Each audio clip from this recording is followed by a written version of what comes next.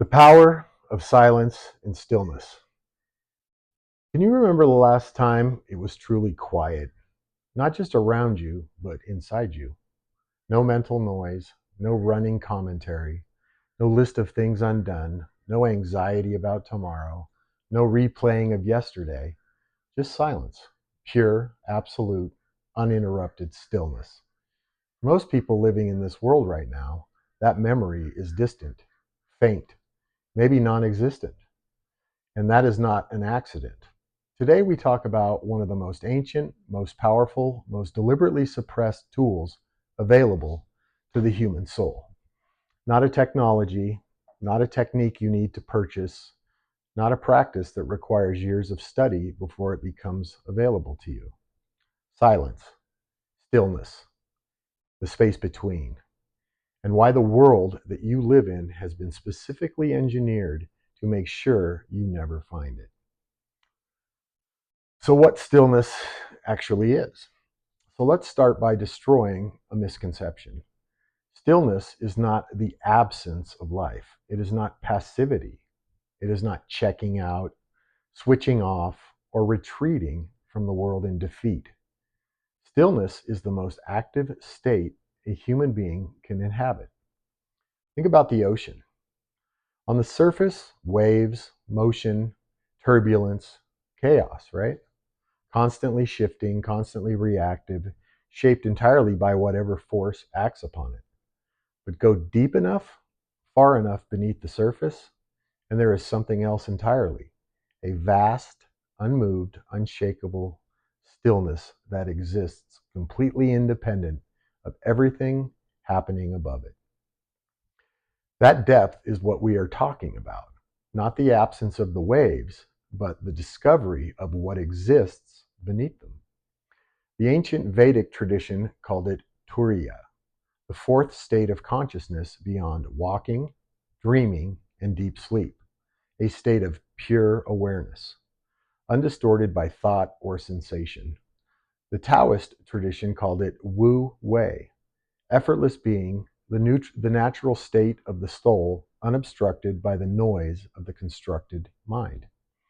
Christian mystics called it contemplatio, the silent meeting of the soul with the divine that transcends all words, all ritual, all doctrine. Every tradition, every culture, every genuine path to higher consciousness in human history has arrived at the same doorway. Go still, go deep, find out what is there. Because what is there, what waits in genuine stillness, is the most important thing a human being can discover. Yourself. Your actual self, not the performing self, not the surviving self, the one that existed before the world began its work on you. And there is a war on stillness. So let's talk about what is being done to prevent you from ever finding that place. Because make no mistake, there is a war on your stillness, and it is being waged with breathtaking sophistication. We live in the most distracted civilization in human history. The average person touches their phone over 2,600 times per day. Notifications arrive at a rate specifically calibrated by teams of behavioral scientists paid enormous amounts of money to keep your attention perpetually fragmented. Never whole, never settled, never still. But the distraction goes far deeper than your phone. Think about what the controlling systems of this earthly realm have always understood. A still mind is a sovereign mind, a person who can sit in silence, who can access the deep waters beneath the surface noise, cannot be easily manipulated, cannot be kept in chronic fear, cannot be sold a reality that they have not chosen for themselves. So the systems of power have always had a very vested interest in keeping humanity loud, so to speak, perpetually stimulated, perpetually reactive, perpetually distracted. Sport, music, entertainment, war, outrage cycles, political theater, celebrity drama, endless scrolling through curated realities designed to provoke emotional response and return your attention again and again to the surface of the water, away from the depth. None of this is inherently evil in isolation. Music can be transcendent. Sport can be beautiful. But look at the scale of it. Look at the relentlessness of it. Look at the way modern civilization has constructed an almost airtight system of perpetual distraction. And ask yourself honestly, who benefits when 7 billion souls never go still enough to remember who they really are? Because a soul that remembers who it is, that has touched its own depth in genuine stillness, does not need to be entertained into compliance, does not need external validation, does not need a system to tell it what to value, what to fear, or who to vote for. A still soul is a free soul. And free souls, as we have said before on this channel, are the most dangerous thing to any system built on control. So what actually happens when you go still? What does it do to your mind, your body, and your soul when you finally, deliberately, and courageously step out of the noise? Well, at the physical level, the nervous system begins to shift from sympathetic dominance, the fight or flight state that chronic stress and stimulation keeps you locked in. Now it moves to parasympathetic activation. The body begins to heal. Blood pressure drops, cortisol levels reduce. The immune system, which is suppressed under chronic stress, now begins to restore its function. The body, in stillness, does what it was always designed to do: return to wholeness. And at the mental level, the relentless stream of thought begins to slow. And in the gaps between thoughts, which most people never reach because they never really sit still long enough, something rather extraordinary begins to emerge. Clarity, insight, the kind of knowing that does not come from analysis or research or external information, but from somewhere deeper, somewhere that was always there, but could never be heard above the noise. The greatest thinkers, creators, and mystics in human history have always known this. Newton did not discover gravity in a busy room. Einstein described his greatest insights as arriving not through calculation, but through a kind of quiet inner vision. Tesla reportedly accessed entire engineering blueprints in states of deep inner stillness. The common thread across genius, across mystical revelation, across genuine creative breakthrough is silence. Always silence. At the soul level, and this is the part that no neuroscience paper will fully capture, genuine stillness opens a doorway. But to what? Different traditions will call it different things. Your higher self, the divine intelligence, source, God, the quantum field, the unified consciousness that underlies all apparent separation. Call it whatever resonates with your understanding.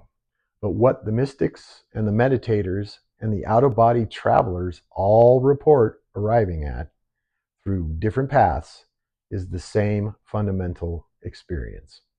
In deep enough stillness, you realize you are not separate from anything. And that realization, that single direct experiential knowing, changes everything permanently. Because once you have touched that depth, the surface noise loses its power over you permanently. So how do you get there? What are the practices, right? So practically, in the middle of a chaotic life, in a world that will not stop demanding your attention, here's a couple practices, not as suggestions, but I think as requirements. If you are serious about your awakening, about your sovereignty, your freedom, about living from your highest self, then these aren't options. The first practice is formal meditation. Sit daily, even 10 minutes. No phone, no music, no guided voice, just you in the silence. You will be uncomfortable at first. The mind will resist ferociously. It will generate thoughts, urgencies, itches, and reasons to stop. This resistance is not failure. It is the proof of how desperately the system within you has become addicted to stimulation. Sit in the fire anyway. Stay anyway. Breathe. Watch the thoughts without following them. And then gradually, not immediately, but gradually, the gaps appear. And in those gaps, you begin to find what you have been looking for. The second practice is deliberate disconnection. Choose specific times every day where you are entirely offline. No music, no screen, no podcast. Walk outside, sit in nature, drive in silence, eat a meal without consuming content. These moments of chosen emptiness are not wasted time. They are the most productive moments of your day because they are the moments your deeper intelligence gets a chance to speak. The third practice is breath work. Conscious, controlled breathing is one of the fastest pathways to genuine stillness available to a human being. Techniques like box breathing, 4 counts in, hold 4, out 4, hold 4, activate the parasympathetic nervous system within minutes. Pranayama practices from the Vedic tradition, holotropic breathing, the Wim Hof method. All of these use the breath as a bridge between the surface chaos and the deep stillness beneath it. Your breath is always available. It's always free. No excuses, right? And it is one of the most direct routes to expanded states of consciousness that exists. The fourth practice is what I would call conscious silence. This is the practice of bringing stillness into daily life rather than only seeking it in formal sessions. It is the moment before you respond in a difficult conversation, the deliberate pause. It is the choice to not immediately fill every silence in social situations. It is the practice of witnessing your own reactions before acting on them, bringing the depth of stillness into the movement of ordinary life. The ancient Zen tradition called this moving meditation. The goal was not to be still only on the cushion, but to carry the stillness into everything. Washing dishes, walking, working, speaking. Every moment becomes a practice. So here's what I want you to hear, not just with your mind, but with the part of you that already knows this is true. The world will never stop being loud. The distractions will not reduce. The systems designed to keep your attention fragmented and your soul reactive will not stand down. They are counting on you staying at the surface. But you have a choice every single day that no system can make for you. The choice is to go inward, to go still, to find the depth that exists beneath everything the world is throwing at you. And what you find there, every single time you make that choice, is not emptiness, but rather it's everything. It is the voice that knows your purpose when the noise has confused it. It is the clarity that sees through manipulation when the surface mind has been fooled.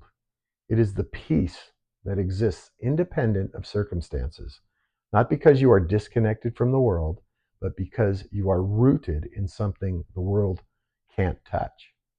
The most radical act available to you in this age of noise, the most powerful act of resistance against every system designed to keep you small and reactive and lost, is to go completely, deliberately, and unapologetically still.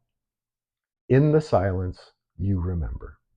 In the stillness, you return. In the depth, you find what you came here to be. Go there, often, without apology. It is the most important journey you will ever make, and it begins in a place you can reach right now without moving an inch. inside.